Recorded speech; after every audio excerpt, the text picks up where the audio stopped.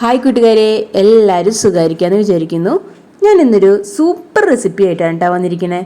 നല്ല ചോറിനൊക്കെ കൂട്ടാൻ പറ്റുന്ന ഒരു സൈഡ് ഡിഷായിട്ട് കൂട്ടാൻ പറ്റുന്ന ഒരു അടിപൊളി റെസിപ്പി ആയിട്ടാണ് കേട്ടോ. അതിനായിട്ട് ഞാനിവിടെ ഒരു 5 പപ്പടം എടുത്തിട്ടുണ്ട്. ഇതിങ്ങനെ നീളനെ കട്ട് ചെയ്ത് കൊടുക്കുന്നുണ്ട് കേട്ടോ. നീളനെ കട്ട് ചെയ്തിട്ട് അതെല്ലാം കൂട്ടി പിടിച്ചിട്ട് ഒന്നും കൂടി കട്ട് ചെയ്ത് അത് കുഞ്ഞു കുഞ്ഞു ചതുര കഷ്ണങ്ങളായിട്ട് നമുക്ക് കിട്ടും.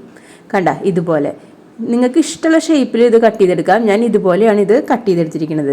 കുട്ടികൾക്ക് ലഞ്ച് ബോക്സിൽ വെച്ച് കൊടുക്കാൻ പറ്റണ നല്ലൊരു റെസിപ്പിയാണിത്.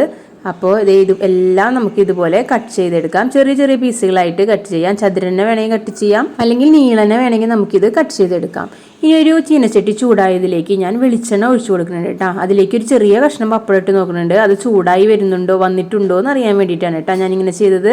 ഇനി ഇതിലേക്ക് നമുക്ക് ആ കട്ട് ചെയ്ത് വെച്ച പപ്പടം എല്ലാം എടുത്തിട്ട് ഇട്ട് കൊടുക്കാം. ഒരു 2-3 മിനിറ്റ് ഹൈ ഫ്ലെയിമിൽ വെച്ച് ഒന്ന് ഇളക്കി കൊടുത്താൽ പപ്പടം എല്ലാം ആയി വരും. ഇപ്പം നമ്മുടെ പപ്പടം എല്ലാം ഇവിടെ ഫ്രൈ ആയി വന്നിട്ടുണ്ട്. നമുക്കിത് കോരിയെടുക്കാം കേട്ടോ. വെളിച്ചെണ്ണ ഒന്നുമില്ലാതെ നല്ല അരിപ്പക്കയിൽ വെച്ചിട്ട് തന്നെ ഇത് കോരിയെടുക്കണം. ഇപ്പം നല്ല മഴയല്ലേ, മഴക്കാലത്തൊക്കെ കഴിക്കാൻ പറ്റുന്ന നല്ലൊരു സൈഡ് ഡിഷാണ് കേട്ടോ ഇത്. ഇപ്പം നമുക്കിതെല്ലാം ചീനച്ചട്ടിയിൽ നിന്നും കോരിയെടുക്കാം കേട്ടോ. ഇതിൽ എണ്ണ നന്നായി വറ്റിയ ശേഷം നമുക്കൊരു പാത്രത്തിലേക്ക് മാറ്റി കൊടുക്കാം. ഇപ്പം നമ്മുടെ എല്ലാ പപ്പടവും ഫ്രൈ ചെയ്ത് വന്നിട്ടുണ്ട്. എല്ലാം ഞാൻ വറുത്ത് കോരി എടുത്തിട്ടുണ്ട്. ഇനി പപ്പടം വറുത്തെടുത്ത അതേ വെളിച്ചെണ്ണയിലേക്ക് ഞാൻ ഒരു സബോള ചെറിയ പീസുകളായിട്ട് കട്ട് ചെയ്തത് ഇട്ട് കൊടുക്കുന്നുണ്ട്. ഇത് നന്നായിട്ട് വഴറ്റിയെടുക്കണം.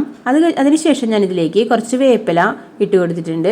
പിന്നെ ഒരു 1/4 ടീസ്പൂൺ മഞ്ഞൾപ്പൊടി ഇട്ട് കൊടുത്തിട്ടുണ്ട്. ഒരു 1/2 ടീസ്പൂൺ മുളക് പൊടി ഇട്ട് കൊടുത്തിട്ടുണ്ട് കേട്ടോ. നിങ്ങൾക്ക് എരിവ് ഇഷ്ടമാണെങ്കിൽ കുറച്ചുകൂടി മുളക് പൊടി ചേർത്ത് കൊടുക്കാം. ഇനി ഞാൻ വറുത്ത് വെച്ച പപ്പടം എല്ലാം ഇതിലേക്ക് ഇട്ട് കൊടുത്തിട്ട് നന്നായിട്ട് മിക്സ് ചെയ്തെടുക്കുന്നുണ്ട് കേട്ടോ. ഒരു 1 മിനിറ്റ് മിക്സ് ചെയ്തിട്ട് നന്നായിട്ട് എടുക്കുക. എന്നിട്ട് നമുക്ക് ഫ്ലെയിം ഓഫ് ചെയ്യാം കേട്ടോ. ഇത് ഞാനൊരു പാത്രത്തിലേക്ക് കോരി എടുക്കുന്നുണ്ട്. അതിന്ന് പാത്രത്തിൽ നിന്ന് അരിപ്പ പാത്രം കൊണ്ട് കോരി തന്നെ എടുക്കണം കേട്ടോ. കാരണം അതിൻ്റെ അടിയിൽ വെളിച്ചെണ്ണ ഉണ്ടാവും. ഇപ്പം നമ്മുടെ പപ്പടം കൊണ്ടുള്ള ഈ റെസിപ്പി റെഡി ആയിട്ടുണ്ട് കേട്ടോ. നല്ല ടേസ്റ്റാണ് കേട്ടോ ഇത് കഴിക്കാനായിട്ട്. നമ്മുടെ മക്കൾക്കൊക്കെ സ്കൂളിലേക്ക് കൊടുത്തയക്കാൻ പറ്റുന്ന ഒരു റെസിപ്പിയാണ് കേട്ടോ ഇത്. അപ്പോൾ എല്ലാവർക്കും ഇത് ഇഷ്ടമായി എന്ന് വിചാരിക്കുന്നു. അപ്പോൾ മറ്റൊരു വീഡിയോയിലൂടെ വീണ്ടും കാണാം. ബൈ.